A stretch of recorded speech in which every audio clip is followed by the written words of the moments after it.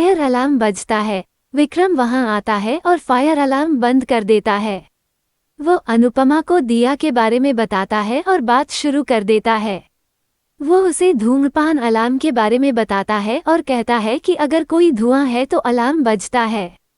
अनुपमा कहती है कि मैंने दिया रखने के बारे में सोचा क्योंकि वो वहां नहीं था। विक्रम बताता है कि यशपाल जी बहुत क्रोधित होंगे, दोबारा ऐसा मत करना और उसे बाहर पूजा करने के लिए कहता है। वो उससे तुलसी का गमला लाने के लिए कहती है ताकि वो पूजा कर सके। वो कहता है कि यह पवित्र तुलसी है और कहता है कि वो इसकी खोज करेगा। वो उसे काम पर वापस जाने के लिए कहता है, अन्यथा यशपाल जी कहेंगे कोई गपशप नहीं होगी। अनुपमा दिया बाहर रखती है और पूजा करती है। वो अंदर चली जाती है। श्रुति आद्या के साथ वहां आती है। आद्या पूछती है कि क्या वो छोले भटूरा खाने आई है। श्रुति कहती है कि वो अपना सामान लेने आई है और अंदर चली जाती है। भगवान और देवी की पूजा करता है और आद्या के लिए प्रार्थना। अनुज भगवान और देवी की पूजा करता है और आद्या के लिए प्रार्थना करता है। उनका कहना है कि छोटी को गुस्से की बहुत सारी समस्याएं हैं क्योंकि उसने बचपन में बहुत कुछ देखा है और अपने माता पिता को अलग होते देखा है और अपनी मां को उसे छोड़ते हुए देखा है। उनका कहना है कि उन्होंने देश और अपना नाम भी बदल लिया है।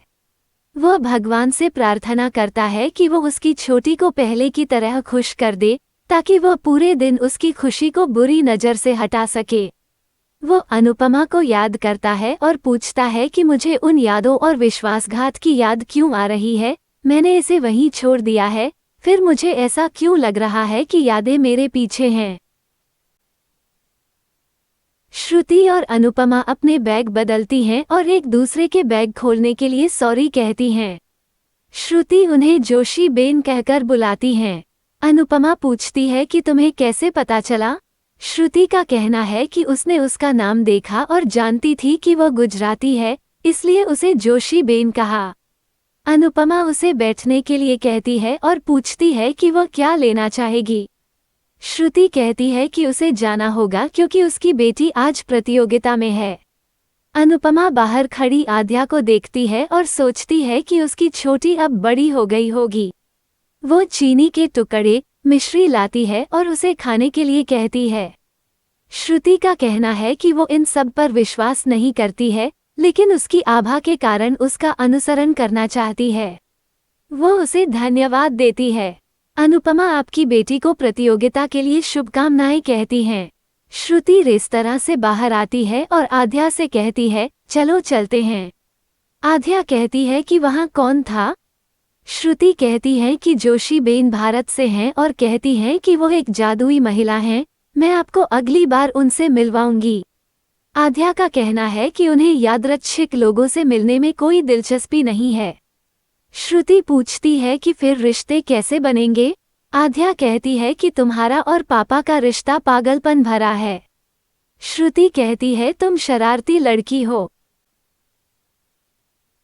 अनुपमा अपने बच्चों की फोटो देखती है और कहती है कि उसके पास सिर्फ यही फोटो है और वो कान्हा जी को धन्यवाद देती है। वो प्रतियोगिता में आद्या की जीत के लिए प्रार्थना करती है।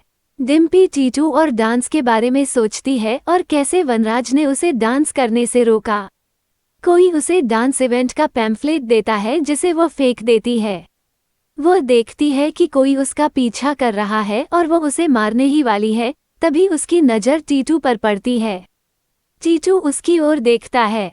डिम्पी उसे जाने के लिए कहती है वरना कोई उन्हें देख लेगा। टीटू उसे सुनने के लिए कहता है।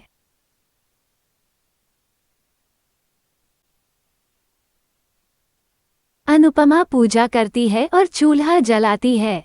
वो मसाला चाय बनाती है और विक्रम को देती है। विक्रम को चाय पसंद है और वो उसे उपनाम देता है। अनुपमा कहती है कि उसे खुशी है कि उसने उसे उपनाम दिया। वो उसके परिवार और बच्चों के बारे में पूछता है। अनुपमा कहती है कि वे सभी बहुत पहले ही अपने अपने रास्ते चले गए थे और इसीलिए उसके लिए यहाँ आना आसान था, अन्यथा घर छोड़ना आसान नहीं होता। विक्रम का कहना है कि उन्हें खुशी है कि उनके बच्चे अपनी माँ के साथ खुश हैं। अनुपमा उससे पूछती है कि नया पासपोर्ट कैसे बनाया जाता है। वो कहता है कि आपको पासपोर्ट के लिए आवेदन करना होगा। डिम्पी टीटू को वहां से जाने के लिए कहती है और कहती है कि पापा घर पर हैं। वनराज फोन पर बात करते हुए घर से बाहर आता है। टीटू उसे रोकता है और कहता है कि तुमने कहा था कि हम दोस्त बनेंगे, लेकिन तुमने मुझे फोन नहीं किया और मेरी कॉल नहीं उठाई। डिम्पी कहती है कि मैं तुमसे कोई रिश्ता नहीं रखना चाहती और पूछती है कि क्या तुम नहीं समझोगे। टीटू पूछता है कि क्या तुम्हें समझ नहीं आया कि मैं तुम्हें 5 साल से कॉल और मैसेज कर रहा हूँ। डिम्पी उसे ऐसा न करने के लिए कहती है और जाने के लिए कहती है। वो कहता है कि मैं तुम्हें कॉल या मैसेज नहीं करूँगा और उससे पूछता हूँ कि क्या उसने 5 साल में एक बार भी उसे याद नहीं किया और उसके बारे में नहीं सोचा। वो चुप हो जाती है और वहाँ से चली जाती है। टीटू का कहना है कि मुझे अपना जवाब मिल गया। वो वनराज को खड़ा देखती है और पीछे मुड़कर देखती है तो पाती है कि टीटू वहाँ से चला गया है। वो आराम करती है। यशपाल रेस्तरां में आता है और सोचता है कि सब कुछ पुराना है, लेकिन कुछ नया जैसा लग रहा है। सभी शेफ और अनुपमा उसे जगह का निरीक्षण करते हुए देखते हैं।